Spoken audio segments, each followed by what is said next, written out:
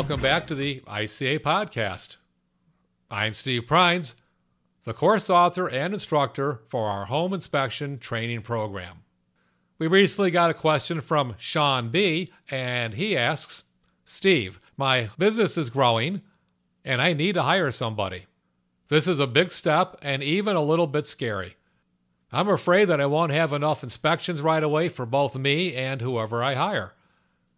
I don't have enough inspections right now for both of us to do 2 inspections per day, 5 days a week. I know that you had a bigger inspection company. How did you get that first guy going? Well, Sean, that's a pretty big question, and I can't answer that really well in a 15 or 20-minute podcast. I'll give it a good attempt, but before I even start, I do want to mention that we cover a lot of this type of thing in the marketing modules, which are included with our home inspection training program. And as far as I know, we're the only home inspection training program that includes marketing with the initial cost of the course. And you do get nearly 10 hours of marketing specifically for home inspectors. I talk in there about a lot of the stupid things I did when I first started my business back in the early 90s, and you're going to get a ton of information on what really works for home inspectors. So that's something right there. I don't know if Sean B., the person that wrote this question, I don't know if he is a current student or past student of our program, or if he's never taken our program at all. If he has not taken our program, then Sean, you should know that we do include marketing with the program. But let's talk about trying to get yourself over the hump. Now, I don't know how many inspections you're doing right now, so I'm going to speak from personal experience. When I started my home inspection company back in 1992, it was my intention from day one to get inspectors hired. And of course, I know I had to get the business built up to the point where I could afford to hire that first inspector. So I actually worked 6 days a week. I chose not to work Sundays. That's my own personal decision. There was no reason you can't work Sundays if you're willing to, but I figured I wanted to have at least one day off. I marketed very, very hard. I spent a lot of time marketing. I grew the inspection business fairly quickly, and I don't always like to share these numbers with people, but I'm going to right now. In my first year in business, I did 350 home inspections, 352 to be exact. That's a pretty good number for your first year. I don't usually like to let people know that, because if you take our program as an example and then you do 100 home inspections in your first year, I've got to be honest with you, that's a pretty darn good year for a brand new home inspector. But when you hear that I did 352 home inspections my first year, I don't want you to think that you're kind of a loser, because nothing could be further from the truth. So does that mean I'm awesome at marketing? Well, I'm not bad at marketing. Let me just put it that way. The other thing is, I had a little bit of luck on my side. I happened to get into the home inspection business right when we were ending an economic recession. The economy was picking up right at the time I started my home inspection business. And in that first year when I started my business, real estate took off. So I'm pretty good at marketing for sure. And I don't want to be boastful about that, but yeah, I'm decent at it. But the other thing is, I was able to catch a wave when it started, literally. So if I was to start my home inspection business today, it's a little bit tougher market, but it's right now, and I'm doing this podcast in spring of 2015. As of right now, the real estate market is pretty good in many areas. In fact, I know of a lot of home inspectors that tell me they can't handle all the business that they have right now. And I know of several home inspectors that are looking to hire people. When you start your business, you need to set a goal for yourself. And we do talk about this within our marketing modules that are included with the training program. You need to set a goal for yourself. And a lot of it has to do with your own personal circumstances. If you are in a big urban area, and there's lots and lots of real estate agents and lots of homes for sale, and you are able to get into the home inspection business from day one, doing it full time, and that means you are able to commit yourself to a solid marketing program, yeah, you ought to be able to get maybe a couple hundred inspections your first year. Now, The other thing is, what are we calling a year? In 1992, I literally had incorporated my business in December of 1991. So when I say I did 352 inspections in my first year, it was a full 52-week year I'm talking about. Now, if you're starting in March or April or May, well, are we talking calendar years or are we talking 12-month cycles? So that's an important thing to talk about as well. You can talk to a lot of people and say, well, I only did 100 inspections my first year, but they started in July and they're talking about July through December. So when you talk to other inspectors, you got to really find out what they're talking about. The other thing too, if you ever talk to an established home inspector in your area, maybe you've done that before you decided to get into this business, I got to tell you, they're not always real honest. The most honest inspectors, when it comes to talking about their numbers, those individuals will be people in other states. So if you go to one of the Home Inspection Association national conferences and you're in California and you talk to a person from Tennessee, well, because a person from Tennessee doesn't see you as being a direct competitor, they're a lot more likely to give you honest numbers, as opposed to someone that's in the same town as you in California, because they see you as a possible competitor. So they're going to be boastful.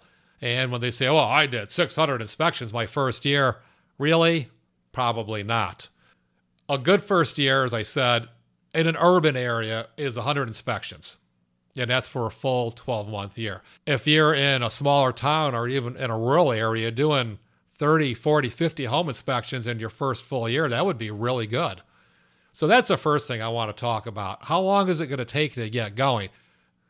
Now, obviously, Sean B., the individual that sent this question in, he feels that he has enough inspections where he needs somebody else. So I'm going to assume that he's close to his maximum. Now, what is your maximum? Some inspectors can do 3 home inspections a day. That's what I started out doing. 3 home inspections a day, 6 days a week. Now, obviously, I wasn't doing 18 inspections a week when I first started, but I had that many slots available. When I got my business built up to the point where I was regularly doing 12, 14, 15 inspections a week, I felt it was time to start to look for somebody. So let's assume that Sean is at that point where he feels like he's pretty much maxed out. Now, I do want to mention that it's very common for inspectors to simply do 2 per day. And in fact, that's what Sean has said in his question. He said, I don't have enough inspections for both of us to do 2 per day, 5 days per week. Now, the reason I'm pointing out 2 per day versus 3 per day, it's kind of an important consideration. When I was doing 3 per day, I was able to cut some of those inspections loose for my brand new inspector and not suffer as much financially as if I was only doing 2 a day. So when you are trying to grow your business, and I'm even addressing this answer to Sean, even though he said he's doing 2 per day, 5 days per week, maybe, Sean, you ought to consider whether you can do 3 inspections per day. Maybe you can do 2 single-family homes and then a condominium and do 3 a day that way. Many home inspectors feel like they're maxed out at 2 per day. Now, another thing I do want to point out, when I started doing home inspections back in the early 90s, we were not doing photos and I was doing the reports on site.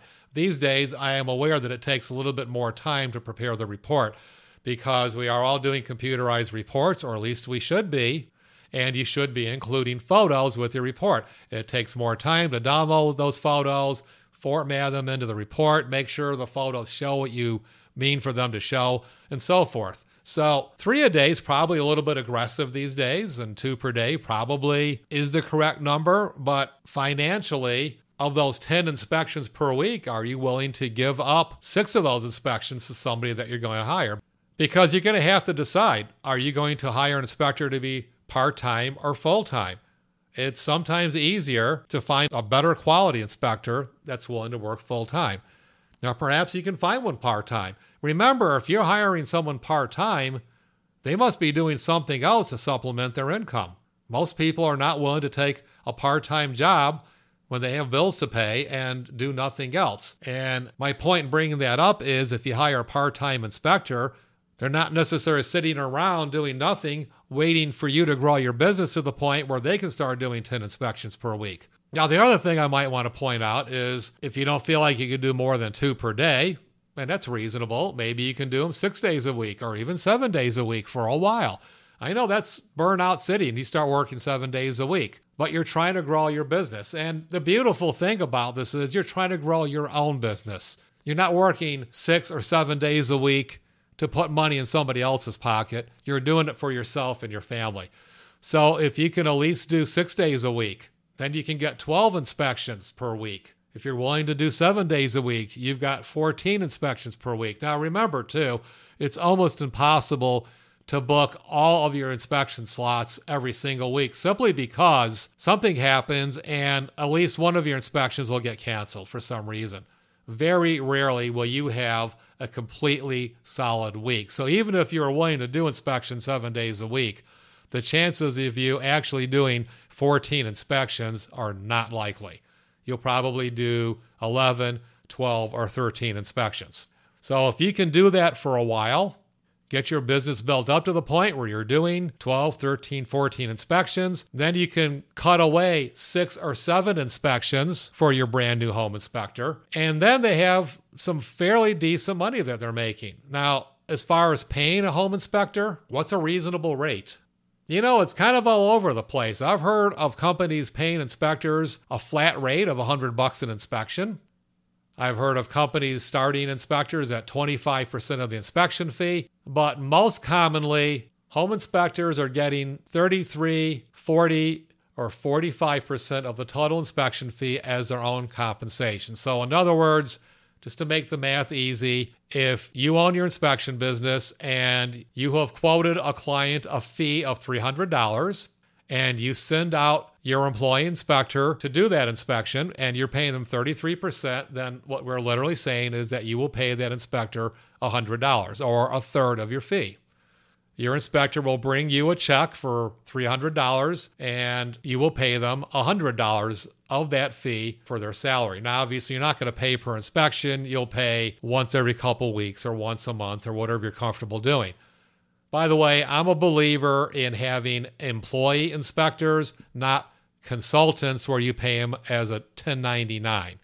Now, if you're not familiar with that, the 1099 is an IRS form, and what you do is you have to file a 1099 for everybody that you've paid. I believe it's over $600, but don't quote me on that. But everybody you've paid over $600 for the year. That includes other consultants that work for you as well.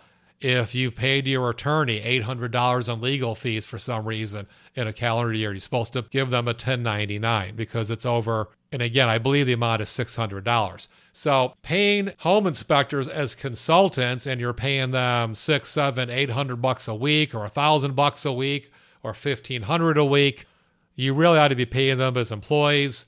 I've had many accountants and attorneys tell me that the IRS is going to frown on your practice of giving people 1099s for $50,000, $60,000, $70,000. So you really should make them employee inspectors. You know, even if you're paying an inspector just $600 a week for inspections, you know, an average of $600 a week, that's $30,000 a year. The IRS is not going to like that. So I highly recommend you pay inspectors as employees, which means that you're going to be taking out deductions for taxes, Social Security, and so forth. Now, whether or not you want to provide other benefits such as health insurance or vacation pay, a lot of companies do. So that's something you're going to need to think about as well. And it's not something I can cover real well on this podcast. Perhaps we'll pick up business practices again in a future podcast. But to kind of close this one out, kind of summarize it, Sean did ask, essentially, that he feels he's pretty much maxed out doing inspections himself. How does he get over the hump and be able to afford hiring an inspector while still paying his own bills? So I suggested that maybe he try to do a few more inspections a week than simply 10 a week, either by working weekends or possibly going to 3 a day, at least occasionally. And if you can get built up to regularly doing 12, 13 inspections a week, you can probably afford to carve 5, 6, or 7 inspections per week out for your brand new inspector. Now, something I didn't mention so far is in your particular circumstance, if you are married and your spouse works, that can certainly help. If your spouse is making enough or almost enough for you guys to cover your monthly bills. And if you can still do 4 or 5 inspections a week then to supplement your spouse's pay, and if that can keep you over the top for a while, getting your bills paid, then you can afford to carve out 5 or 6 or 7 or even 8 home inspections for your employee inspector. And while your employee inspector is doing inspections, you need to make sure you are doing your marketing full time to get your business grown as quickly as possible. I do know of home inspectors that hired their first employee inspector and then acted like it was free time for them when their employee inspector was doing inspections, and they weren't. And they weren't doing their marketing.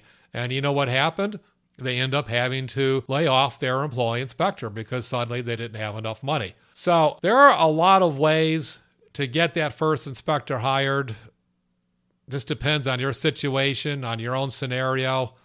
Adding inspections, putting some money away, maybe your spouse works. Those are all ways that can get you over the top so you can get that first inspector hired. And I will tell you that hiring the first one, if you're doing your marketing properly, that's the hardest one. If you continue to market your company well and your employee inspector does a great job and you continue to do great inspections, it won't be long until you'll need that second home inspector. And once you get that second inspector going, you're going to start making some really good money. At my peak, when I had 3 full-time inspectors, I was trying to make sure they got somewhere between 350 and 400 inspections per year for each inspector. And then I didn't really have any number in mind for myself. I typically did about 100 inspections a year. So if that helps you trying to come up with your own target, that's great. But again, everybody's scenario is different. So Sean, I hope that answers your question. I know it wasn't a real clean answer, but then again, everybody's scenario is different. So how it plays out for you is going to be different than how it played out for me, or how it might play out for somebody else listening to this podcast. So that about wraps up today's podcast. We sure do appreciate your listening. And once again, keep those questions coming our way.